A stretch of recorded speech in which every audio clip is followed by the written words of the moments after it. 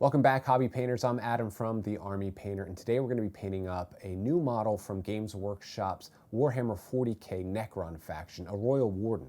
Now, a good friend of mine, Red, plays Necrons, and I wanted to match his army scheme, which features a lot of bone armor and some red shoulder pads and details on it. I'm going to be using some traditional paints that you're used to using me see, like color primers and war paints. I'm also going to be experimenting with some new paints that we've been working on. So you're going to get a behind-the-scenes look at how we test and develop products here at the Army Painter. And this is actually the first time I'm going to get a chance to use this new red metallic. So let's take a look at the rest of the paints that we're going to need for today's tutorial.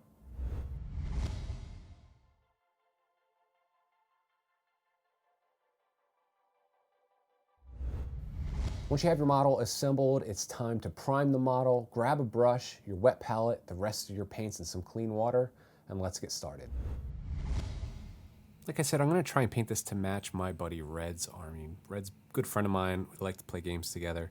Now, in his army, it is a lot of bone, and I want to follow his recipe, but I do want to have some separation, where on Red's army, all of the arms and the joints are painted the same color as the skeleton bone. I'm just going to mix in a little bit of arid earth, and I'm going to apply this to all of the armored areas, leaving just the pure skeleton bone on the inside. And what this is going to do for me is it's going to give me some separation and some variance between the two colors while keeping within that same theme. So I've thinned this down. I'm going to apply one coat, and if I feel like I need to, I'll go back and apply a second thin coat, just so that we have a nice rich starting point for this model.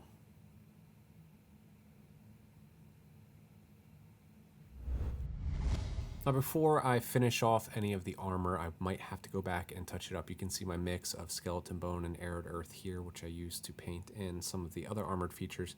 I'm going to start painting in the glow effects, and this is where a wet palette really benefits you. I'm working with elemental bolt. I'm moving my way to snake scales all the way to poisonous cloud, and we're going to get this nice turquoise to lime green, almost bright neon green glow. We're going to start by applying our snake scales. We'll let that dry, and then we're going to go back and do just a bit of very simple wet blending to all of the areas that we want to have this glow effect. Now you can see why I'm starting with the glow effect now. I've got all of this bony armor already base coated once, so I can just go ahead. You see I painted outside the lines. We've got some fine details here. I don't want to worry about it too much. I don't want to, because I'm trying to get this blend, I don't want to be confined to, just painting in here and worrying about not getting the blend that I want. So I can go back in and paint in this armor after I've finished and I'm really happy with the blending that we're going to be doing. So I'm going to apply this to all of the areas that I want to have this effect. Another area is here on this. In our last Robot Warrior video, I think we called this an energy tube or an energy pipe. So we'll apply that there. And we'll also apply it to these little orbs on the barrel of the gun. The first base coat of our bright green applied. Now I'm going to move in and I'm going to start applying the first little bit of our mix. Now this is a 50-50 mix of our scaly skin and poisonous cloud. And this is where we start to push that glow effect more towards neon. You see I'm being messy. I'm getting this all over the place. So this is why I'm doing this in these earlier stages as opposed to later stages, because I can always go back and clean up these areas later. So I'm focusing this 50-50 mix in I'd say the centermost third. It's okay if you get a little bit overboard. We're going to be blending all of this back together at a later stage. So here I'm going to focus this on this half here, like so. I just want to work towards that brighter end of the spectrum. And the same with all of the orbs. And you can be real messy. Again, this is why we're doing this in the early stages, because we can come back and paint over and around these areas later. Once we've applied that, I've added some elemental bolt to our snake scales. I'm just going to apply this to the opposite end. You see, it's okay that these two colors are meeting in the middle. We'll take care of that blend later. We're working with very thin down paints and the Army Painter wet palette. It's going to help us to keep these paints nice and smooth, preserve our mixes as we work on this blending technique. And opposite to what we did on the last go around, I'm going to focus this on the inner and outermost areas, leaving the brighter areas untouched that we previously painted. You can see that we're starting to get the idea, we're getting the illusion that this is glowing, something's glowing. Some kind of robot magic is manifesting as we're painting up this robot warrior. And right here is what this is pretty much going to look like at the end. We've got our elemental bolt to our 50-50 mix of that and snake scales to the 50-50 mix of snake scales and poisonous cloud, straight to poisonous cloud right there. Now you can push this and refine it as you go, but that's what we're going for. I'm going to showcase how we do that here. So I have my 50-50 mix of elemental bolt and snake scales. I'm just going to apply that there, then I'm going to go right. I'm using my wet palette here. Keep my paints nice and loose, keep them nice and workable. And I'm going to be going back, I'm going to be cleaning my brush. I've got some clean water and a towel nearby. Then I'm going to go right back to our pure snake scales, and I'm going to work this in and blend this in to those previous two colors. You can see we've got a little bit of a transparent thing happening, and that's okay. That's what we want. We're working with very thin down paints. Now I'm moving on to our snake scales and our 50-50 poisonous cloud mix. And then to poisonous cloud, which I'm just going to work into the furthest most edge, and I'm going to work that into the 50-50 mix while it's still wet on the model. Go back to that 50-50 mix, and you're just working this back and forth, pushing it back and forth until you find a nice blend that you're happy with, a nice smooth blend. And I'm pretty happy with where we're at right there. So now I've just mixed a little bit of Quickshade blue tone, about 1 part to 3 parts green tone. And I'm going to apply this just to the recesses of all of the glowing green bits. So I'm focusing right here at the connection points where this glowing green effect meets the rest of the model. I don't want to mess up and muddy up any of the pretty blends that we've previously painted. Now, Red's miniatures don't have this yellowish color, but I did want to add something a little bit different to this gun casing. So I'm applying Basilisk Brown because I thought that this would complement the red armor, which we'll apply in later stages. Just one simple coat right over top of our skeleton bone primer. Now I'm applying Wet Mud. Now this is an effects paint, but I think this mirrors the red rocks on Red's bases very well. So I'm just thinning this down a bit, and I'm going to apply this in 2 thin coats to this rock that he's perched upon. And now with some Desert Yellow, I thin this down a lot because I want to work it into all the nooks and crannies of this base. I previously based this using our brown Battleground before I primed the model. So just take your time here and apply a nice even coat. Now I've got some Necromancer Cloak, and again, I've thinned this down quite a bit because I want to have superior control. I'm just using a regiment brush here. I'm going to apply this to the casing. Careful not to get this on any of the green glowing orbs that we've previously painted. Now, if you did, and you're using a wet palette, you should still have some of that color mixture from your blending. So just let the Necromancer Cloak dry and go ahead and tidy it up a bit. It's important to keep in mind that in these next steps, I am going to be using a new prototype red metallic, which isn't available in stores yet, but you can achieve a very similar look by painting either gunmetal, plate metal, or even shining silver, and applying a couple layers of Quickshade red tone over top.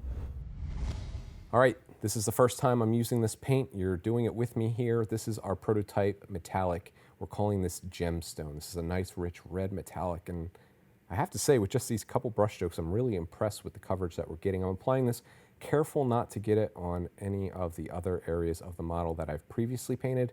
If you do, it's okay. It'll just take a couple coats to clean it back up with the paints that you previously used. So I'm just going to apply this. I've thinned it down a bit because metallic paints tend to be a bit streaky. So if you thin it down and apply a couple thin coats, you won't have any of that streaking issue later on. Now we're taking a bit of our Warpaints Metallics Gunmetal, and I'm just going to apply this to all of the other areas of the model, like these metallic robotic guts that he has underneath his rib cage here. I'm just very carefully going to pick out these areas. I've thinned down the paint so I have lots of control. And I think that I want to edge this collar that he has with the gunmetal as well. Now, this is a bit tricky because it is a very, very small area. So I'm just going to take the tip of my brush and I'm just going to trace this in with the edge of the tip of my brush. Careful not to get it on any of these bone areas on his rib cage. Just very carefully taking my time here. And then on this area right here, I think that I'm going to try and block in these emblems that are sculpted into these pieces.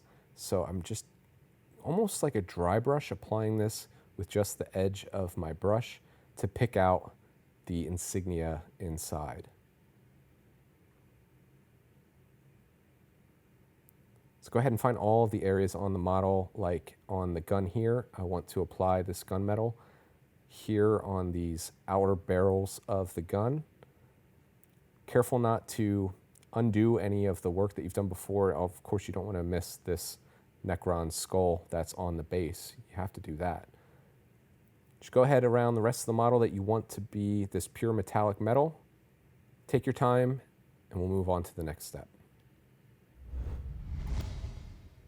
Now that we have everything based in, I'm going to apply Quickshades Soft Tone all over the model, and I like to start from the top down, as you can see here on the upper arm, and I'm just going to work its way across the model. And a trick that I have that I like to use is I keep a little bit of Quickshade Wash mixing medium on my palette at the same time, and when I do my initial coat, I'll go back to the Quickshade mixing medium and just apply it over top to smooth it out like this. You see, I'm just helping to smooth it out and clear up any of the coffee stain marks that you might get on the armor.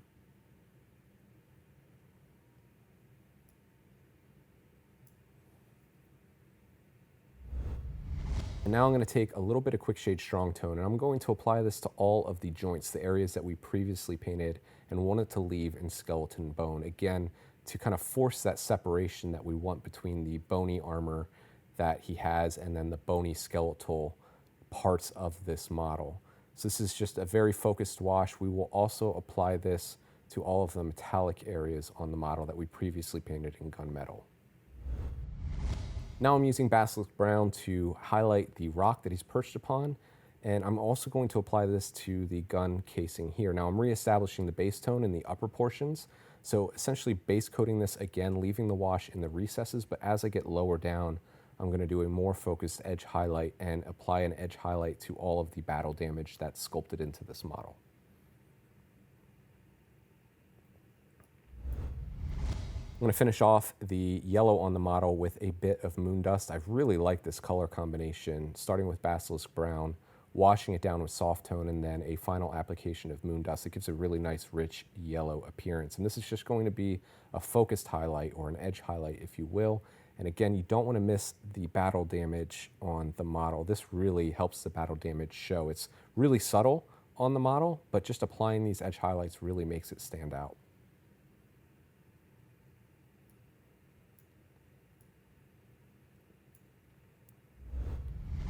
I have a bit of Dungeon Gray here, and I'm going to highlight the casing of this gun, this rifle, whatever you call it. So I'm going to start with the pipes on the back that I previously painted in Necromancer Cloak, and I'm just going to edge highlight this with thin down paints, leaving the Necromancer Cloak in the center. So I'm just picking out the corners and the edges that the light's going to catch. Now I'm going to add a final highlight, and this is going to be a more focused highlight of Ash Gray just to the center. Very carefully here. If you do mess up, you see it went a little bit too far, so while the paint's still wet, just brush it away with your finger. Go ahead and reapply it. If you think that you've done a little bit too much, you can just grab, see I'm grabbing some Dungeon Gray, and I'm just going to blend it back in, almost like the wet blending technique that we applied to the glowing sections of this model. So right here, I just got this Ash Gray and just the tip and pulling it down, very thin paints. Then I get my Dungeon Gray and work it back in. So it's a nice, natural, seamless blend on this little piping. We'll apply the same technique to the casing around the gun as well. So now it's time to reestablish all of the bony areas on the model. Now this time I'm going to focus on the skeleton bone areas, so the internal skeleton of this model with skeleton bone, aptly named, I guess, for this model. I'm going to pick out the toes here. Just very carefully find those hard edges and pick them out. And this little kneecap here, I'm just going to add 2 little lines just to reinforce the detail on the model. So I'm finding all of the arms, all of these internal skeleton parts of this robotic warrior, and I'm just reinforcing that skeleton bone, bringing it back to its base tone. You just want to repeat this all across the areas of the model that we left in our skeleton bone color primer color.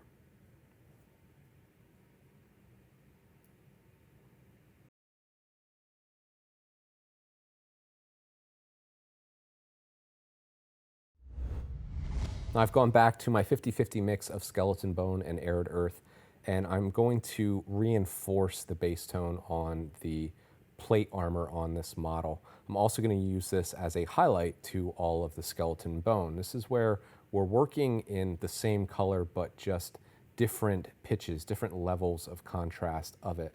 So I'm just picking out the corners and the most raised areas on the skeleton bone, and then I'm just going to go around these areas that are a bit dinged up from our soft tone wash, and I'm using very thin down paint so I can apply a couple different layers just to smooth it out on the most exposed areas of the armor. So right here, I'm just going to feather this in, and you see I'm not really painting traditionally, I'm just feathering with very thin down paints, building up the layers back to the base tone.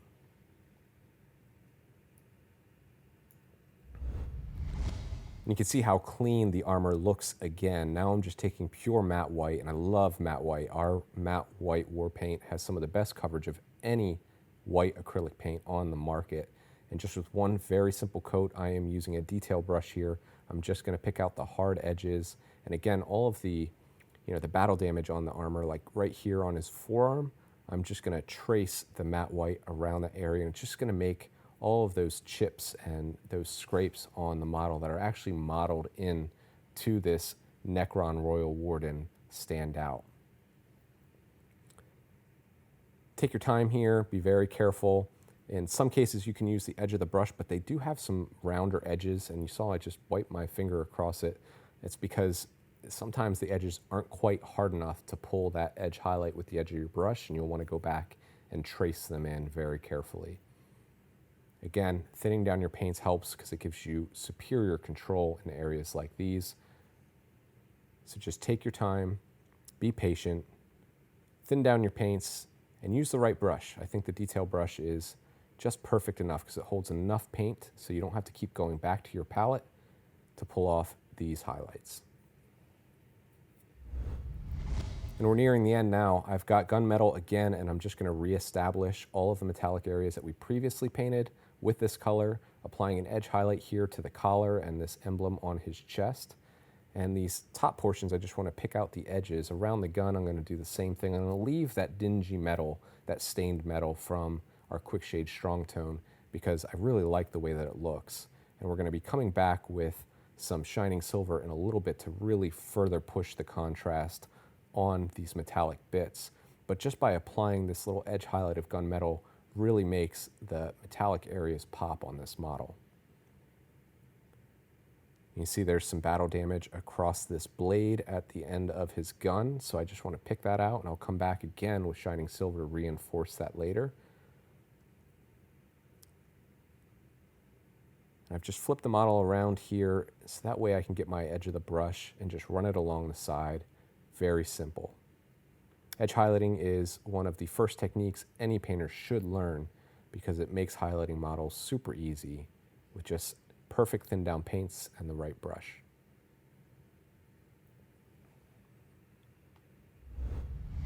Now I've got my shining silver, and I'm just going to apply this to the most extreme areas and the areas that the sun is going to catch or the light is going to catch. Who knows if there's a sun on the whatever alien planet that they are invading right now. So just the top portions and the corners of all of these hard edges, I'm just going to apply a little bit of the shining silver to make it pop even further. Like here on the top, you'll notice that I'm not going to apply this to the bottom, just on the tops of these areas, these hard edges. And again, like I said before, I was going to come back. I made good on my promise. Just applying a little bit of that shining silver to the top edges and the bottom edges of all the chipping to really make it stand out.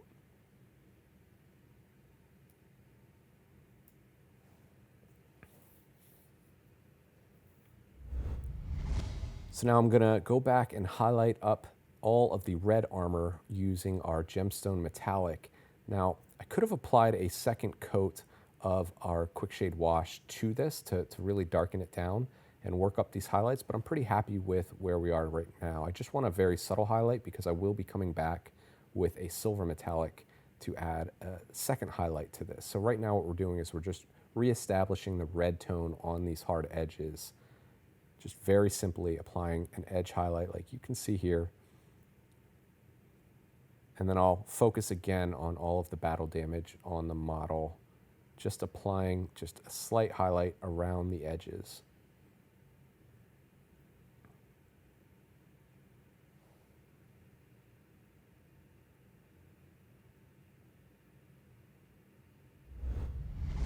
Now it's time to break out one of the favorite tools in my hobby arsenal. This is the miniature Masterclass Drybrushed from the new Masterclass Drybrushed box set. If you haven't pre-ordered it yet, I highly recommend it. I love using this.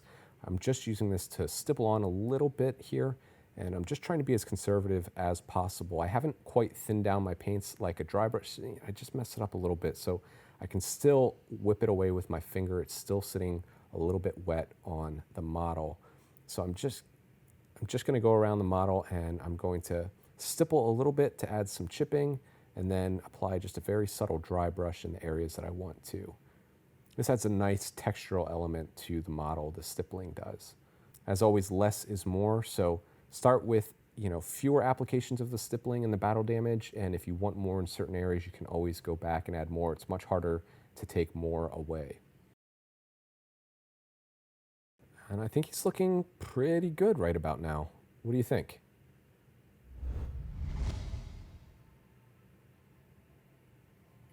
And there you have it, our Royal Warden is complete. I really like how this turned out using the wet blending techniques and our new metallic paints, which were really fun to try with you on camera today.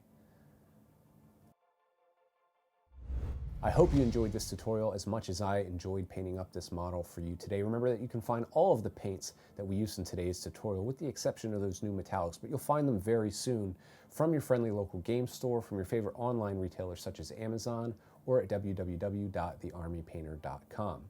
Remember that the magic in miniature painting is that it can be as simple or as challenging as you'd like it to be, but with the right techniques, you're sure to achieve some great results.